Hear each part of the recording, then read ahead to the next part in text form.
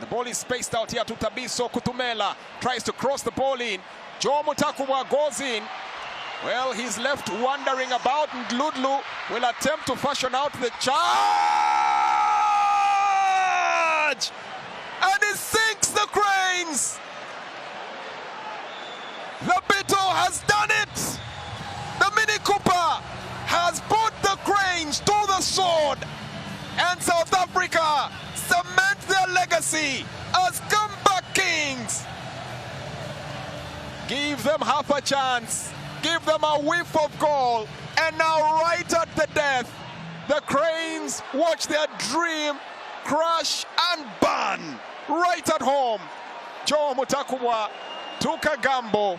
Molebye Kwaso spellbound. The fans have seen enough.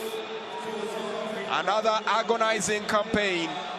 The promise of the quarterfinals looks like it has truly exuded them. Another look at how that goal did come about. Joe Mutakuwa going walkers about. Keegan Dolly smart enough to draw him out.